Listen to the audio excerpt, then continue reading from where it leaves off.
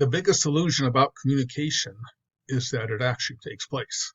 And those are words of, I think, George Bernard Shaw, talking about communication. And he was implying of the complexity of it and how we think it's taken place when we're satisfied. But actually, when you talk with other people that you thought you communicated with, they got a whole different story. So it is difficult. And that's one of the reasons we're taking the communication courses. And one of the reasons we're taking a public speaking course is to make sure we can communicate properly. And it's really tough to me on these classes because I try to break it down as basic as I can for you.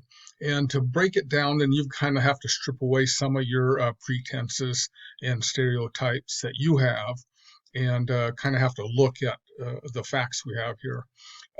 Facts are a funny thing. If you're searching for facts or for the truth, we have a lot of troubles with that too, because we have a thing called confirmation bias.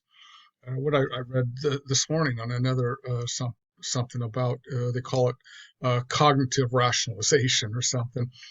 But anyway, what that means is we tend to accept what we know as truth, and whenever information comes in that we take in and it contradicts what we know, we reject that information. And then we just only take in and accept information that reaffirms what we already know or what we think we know.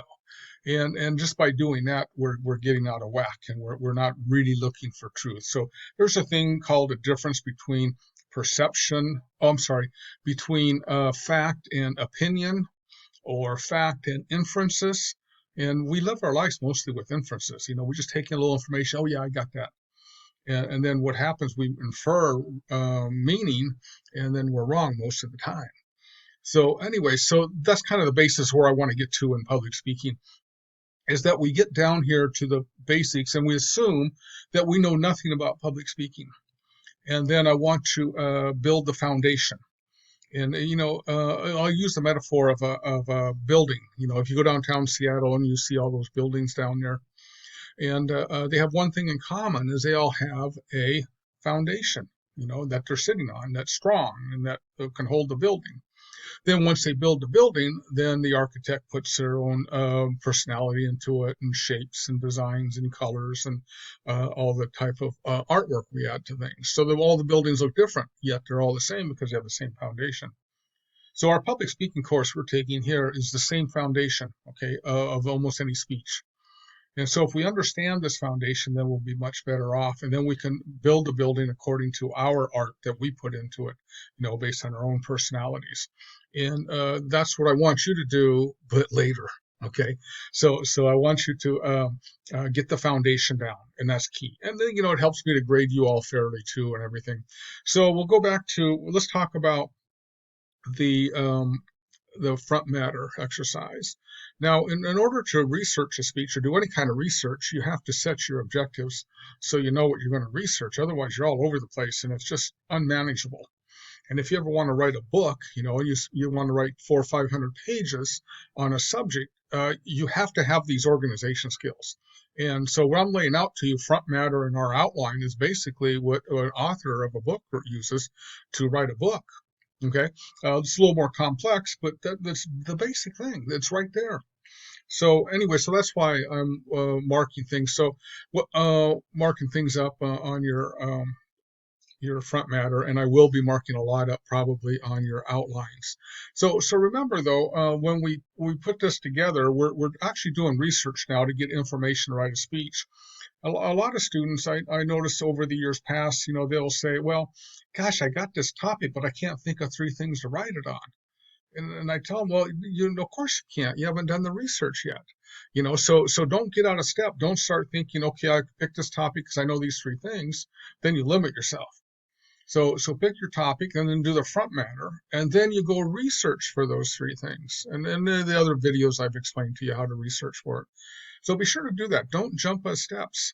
Stay right with me, and don't move ahead, and don't write anything more than I asked for in the templates on the outlines. Okay, when you start writing more, you're just, adding information to a speech and fill in that just confuses your main points. So just use those things that I ask you, and don't do anything more. When I ask for a thesis, just put the thesis down.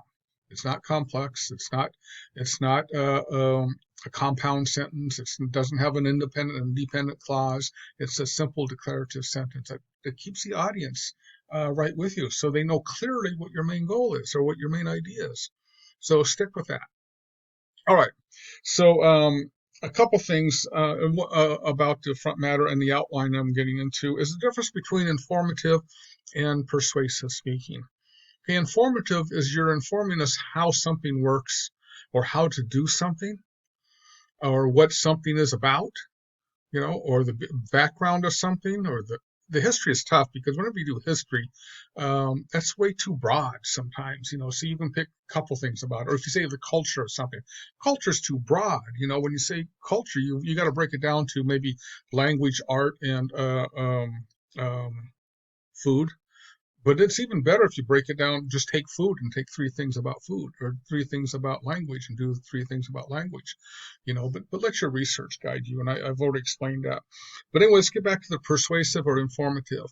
So if you use the terms benefits, advantages, pros and cons, you become persuasive. So we don't want to be persuasive. We want to stick with informative. Now, I'm of the belief that a lot of people are that every time we speak, it should be persuasive speaking, as I am now. And my persuasive part of mine is that you follow the instructions I'm giving you and you'll get a better grade. All right, so that's the persuasive part. That's the benefit to you, is a better grade. If you didn't care about a better grade, you don't have to listen to me here. Okay, so generally, and basically, all I'm doing now is informing you how to get a better grade. But I'm not informing you, but I'm not saying it's persuasive. So I'm telling how. I'm doing the how part right now. Okay, and I know it's nuanced, but we have to get it down because public speaking mostly is persuasive, but we have to know when to persuade and when to inform.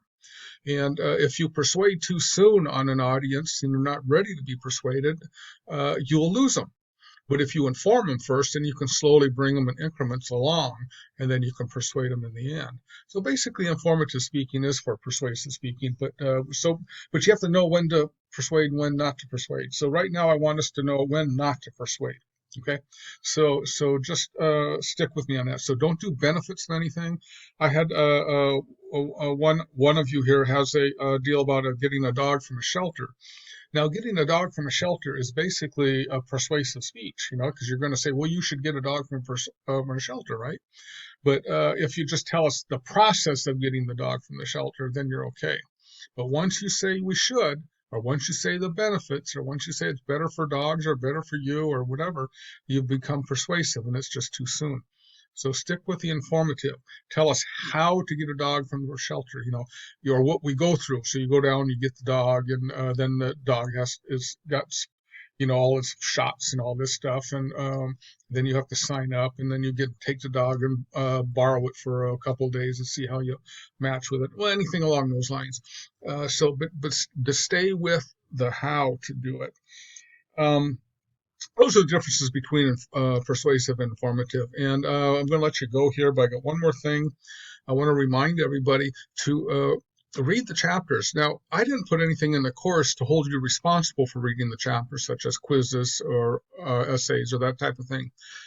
But you have to read them in order to know what I'm doing here or what we're doing for the class here. So if you don't read them, you won't know what a specific purpose statement is. You won't know what a thesis is. I tell in different ways here, but not as precise as the textbook. So be sure to read the textbook. Now, also for instructions, follow my instructions to the T. It's important, and I'll tell you why. I'll put out another video with the advantages of what we're doing here and the philosophy behind what I've been doing. I kind of mentioned a lot of it in other videos, but I think I'll tie it a little bit closer for everyone. So read the chapters, read my instructions, follow them to a T, and be sure to watch these little videos I've put out. They'll be quite helpful. I've kind of substituted my instruction lectures into those videos, but rather than 20, 30 minutes in the classroom, with exchanges and stuff, it's down to 5 to 10 minutes in these videos. I know they're hard to watch, it's like watching paint dry sometime, but it's instruction and it's about a topic. If you really love public speaking or communication, you'll think these are all great videos. But if you just say, oh God, I could take or leave, I just need the 5 credits, then it's a little bit tougher. And I understand the motivation behind there. So anyway, that's it, you guys. Most of you are working hard and you're doing well. And I'm looking forward to the informative speeches. But remember, follow the instructions for the templates. Don't change a thing on the templates, and don't add any information any place where I didn't ask for information in the templates, okay? And you'll come out just fine. All right. Talk to you soon.